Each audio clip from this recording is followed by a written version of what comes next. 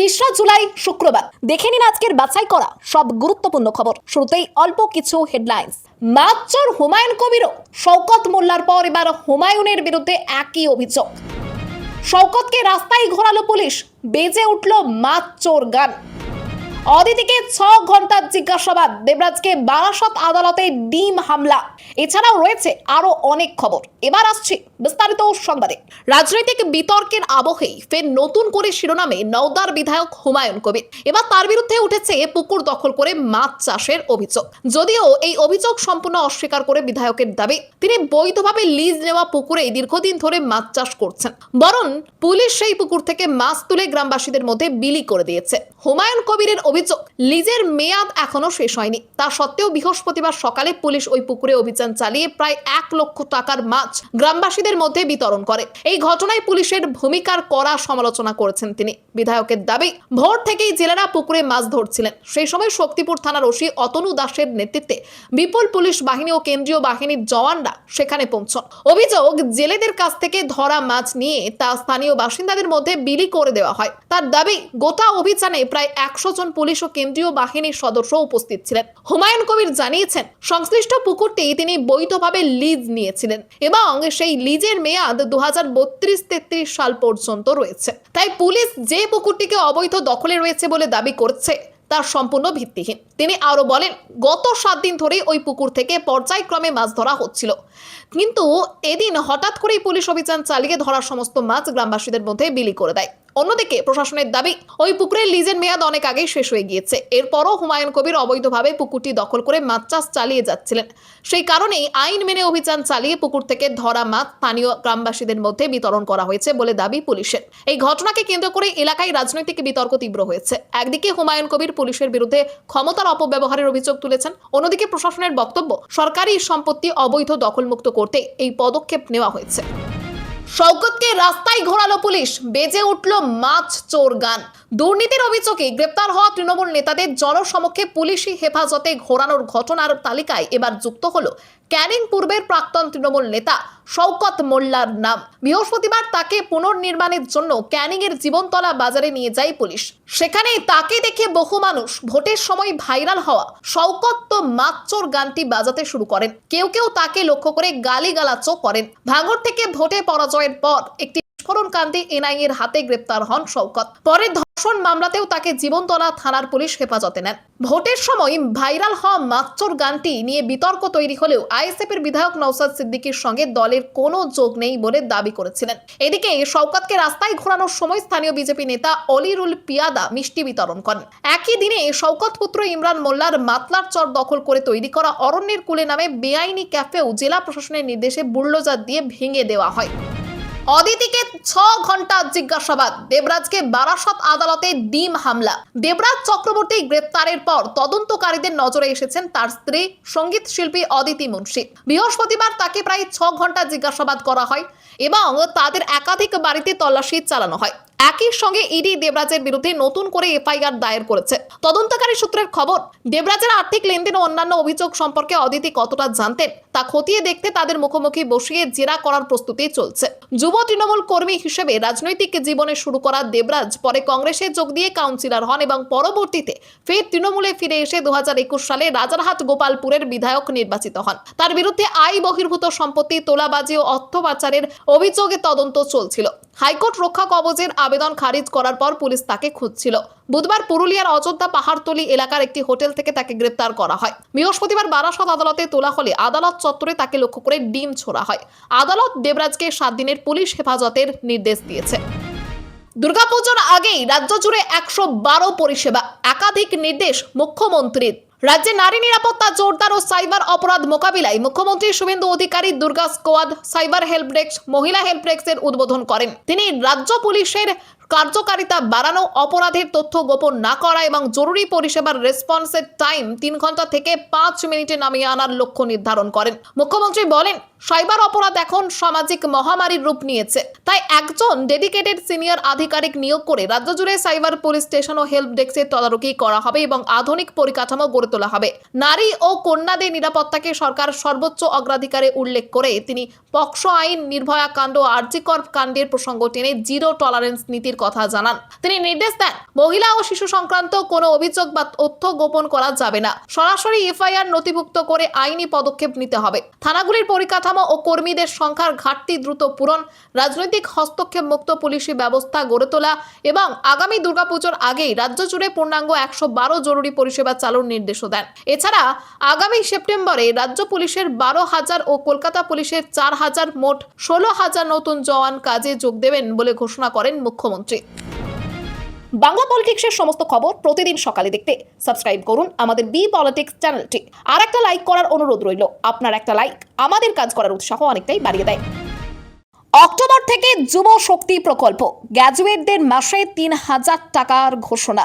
রাজ্য সরকারের যুব শক্তি প্রকল্প নিয়ে বেকার যুবক যুবতীদের মধ্যে আগ্রহ বাড়ছে। বিজেপির বিধানসভা ভোটের আগে প্রতিশ্রুতি দিয়েছিল, ক্ষমতায় এলে এই প্রকল্প চালু করে বেকারদের মাসে 3,000 টাকা করে আর্থিক সহায়তা দেওয়া হবে। ভোটে জয়লাভের পর ইতিমধ্যেই যুব শক্তির পোর্টাল তৈরি হয়েছে। মুখ্যমন্ত্রী শুভেন্দু অধিকারী জানিয়েছেন, আগামী অক্টোবর মাস থেকে স্নাতক পাশ বেকার যুবকরা মাসে 3,000 টাকা এবং স্নাতক পাশ নন এমন বেকাররা মাসে 2,000 টাকা করে পাবেন।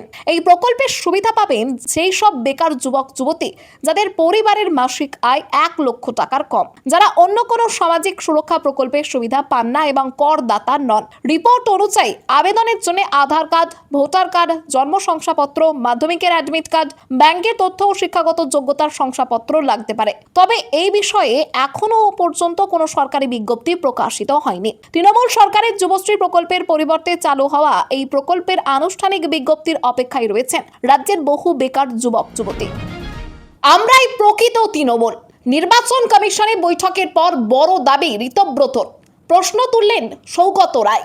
তৃণমূলের অন্দরের সংঘাত আরও প্রকাশ্যে এলো যখন ঋতব্রত বন্দ্যোপাধ্যায়ের শিবিরের নবগঠিত কার্যনির্বাহী কমিটির প্রতিনিধিরা দিল্লিতে ভারতের নির্বাচন কমিশনের ফুল বেঞ্চের সঙ্গে বৈঠক করেন। বৈঠকের পর ঋতব্রত দাবি করেন তারাই প্রকৃত তৃণমূল কংগ্রেস এবং দলের চেয়ারম্যান অরূপ রায়। পাশাপাশি তিনি জানান, তাদের পাশে দলের 2/3 বেশি সমর্থন রয়েছে এবং নির্বাচন কমিশন তাদের জমা দেওয়া নথিপত্র খতিয়ে দেখে দ্রুত পদক্ষেপের আশ্বাস দিয়েছে।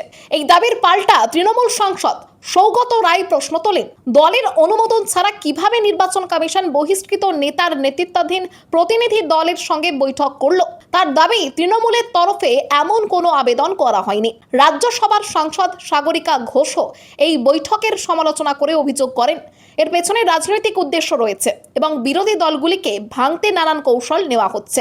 রাজনৈতিক মহলের একাংশের মতে এই পদক্ষেপ তৃণমূলের অভ্যন্তরীণ সংঘাতকে আরও স্পষ্ট করে তুলেছে। এখন নজর রয়েছে নির্বাচন কমিশনের জমা পড়া নথিপত্র খতিয়ে দেখে এই বিষয়ে কোনো আনুষ্ঠানিক সিদ্ধান্ত জানায় কিনা। 1 মাস জেলে থাকলেই হারাবে মন্ত্রীর পদ। সংসদে পাশ হতে চলেছে এই সংশোধনী বিল। সংবিধানের 130তম সংশোধনী বিল ঘিরে জোর চর্চা। বাদল অধিবেশনে উঠতে পারে প্রস্তাব, দেশের কোনো মুখ্যমন্ত্রী বা মন্ত্রী গুরুতর অপরাধে অভিযুক্ত হয়ে দীর্ঘদিন জেলে থাকলে তিনি পদে বহাল থাকতে পারবেন কিনা সেই প্রশ্নের আইনি সমাধান খুঁজতেই আনা হয়েছে সংবিধানের 130তম সংশোধনী বিল। জল্পনা, আগামী বাদল অধিবেশনে বিলটি সংসদে আলোচনা ও পাশের জন্য তোলা হতে পারে। 17 জুলাই যৌথ সংসদীয় কমিটি তাদের রিপোর্ট জমা দেবে।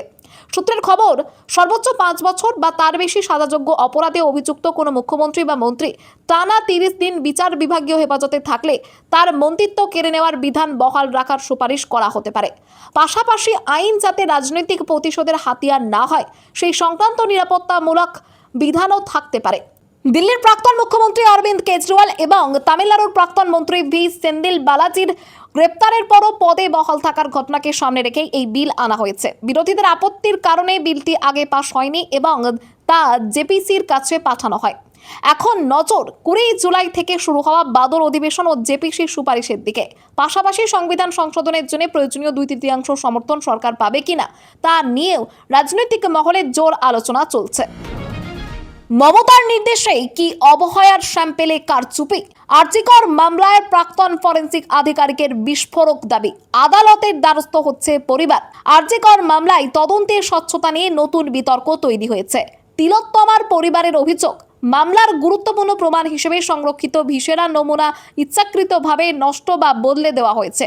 রাজ্যের ফরেনসিক বিভাগের এক প্রাক্তন আধিকারিকের পাঠানো চিঠির ভিত্তিতেই তারা এই অভিযোগ তুলে আদালতের দ্বারস্থ হওয়ার প্রস্তুতি নিচ্ছেন। পরিবারের দাবি, ময়নাতদন্তের পর পরীক্ষার জন্য সুরক্ষিত লিভার, কিডনি ও পাকস্থলীর নমুনার সঙ্গে কারচুপি করা হয়েছে। অভিযোগ, রাজ্যে ফরেনসিক পরীক্ষাগারের 3 আধিকারিক এই ঘটনায় জড়িত এবং রাজ্যের ল্যাব থেকে কেন্দ্রীয় ফরেনসিক পরীক্ষাগারে নমুনা পাঠানোর সময় তা পরিবর্তন করা হয়। চিঠিতে আরও দাবি করা হয়েছে, তৎকালীন মুখ্যমন্ত্রীর নির্দেশে এই কাজ করা হয়েছিল। এছাড়া তৃণমূল সরকারের আমলে বিজেপি ও সিপিআইএম এর একাধিক কর্মীর মামলাতেও একইভাবে ভিসেরা নমুনা নষ্ট করার অভিযোগ তোলা হয়েছে। এই অভিযোগের ভিত্তিতে তিলোত্তমার পরিবার শিয়ালদহ আদালতে সিবিআই তদন্তের আবেদন জানাতে চলেছে। তবে এখনো পর্যন্ত আদালত বা তদন্তকারী সংস্থার পক্ষ থেকে এই অভিযোগগুলির সত্যতা নিশ্চিত করা হয়নি। পুলিশের জালে বাংলাদেশি অনুপ্রবেশকারী, নদিয়ায় গ্রেপ্তার তরুণী। নদিয়ার হাসখালী থানার পুলিশ গোপন সূত্রে খবরের ভিত্তিতে অভিযান চালিয়ে বাংলাদেশের এক মহিলা অনুপ্রবেশকারীকে গ্রেপ্তার করেছে। ধৃতের নাম প্রিয়াঙ্কা বিশ্বাস, বয়স 21 বছর, তার বাড়ি বাংলাদেশের মাগুরা জেলায়।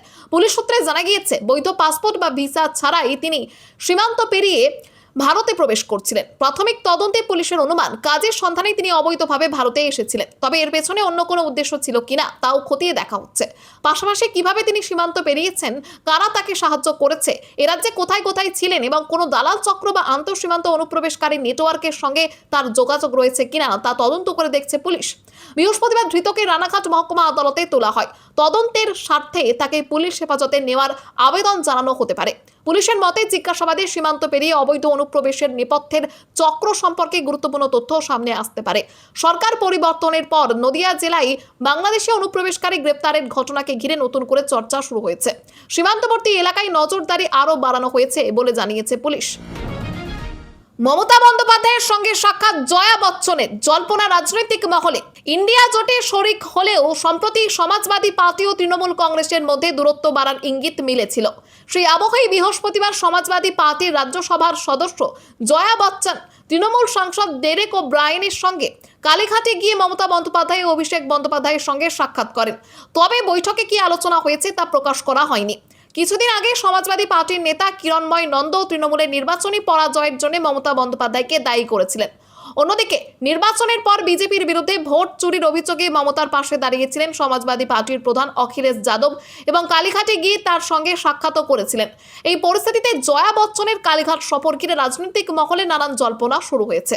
কেউ মনে করছেন এটি কিরণময় নন্দের মন্তব্যের পর ড্যামেজ কন্ট্রোলের চেষ্টা, আবার কেউ ইন্ডিয়া জোটের ভবিষ্যৎ কৌশল নিয়ে আলোচনার সম্ভাবনার কথা বলছেন। যদিও দুই নেত্রীর বৈঠকের বিষয়বস্তু সম্পর্কে আনুষ্ঠানিকভাবে কিছু জানানো হয়নি। রাম মন্দিরের চুরি নিয়ে যোগীকে চ্যালেঞ্জ অখিলেশ যাদবের, বললেন সাহস থাকে তো সেপ্টেম্বরেই ভোট করুন।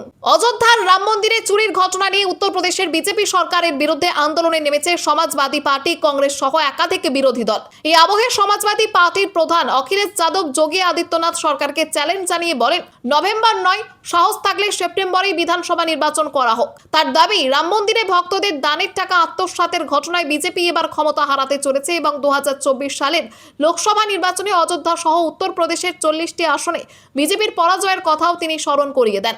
রাজনৈতিক মহলের একাংশের মতে, রাম মন্দিরে চুরির ঘটনার পর ভোট এগিয়ে আনার পরিকল্পনা থেকে যোগী সরকার সরে আসতে পারে। এদিকে রাম মন্দির ট্রাস্টের সাধারণ সম্পাদক চম্পত রায়কে বিশেষ তদন্তকারী দল জিজ্ঞাসাবাদ করায় সংঘ পরিবারের অস্বস্তি বেড়েছে।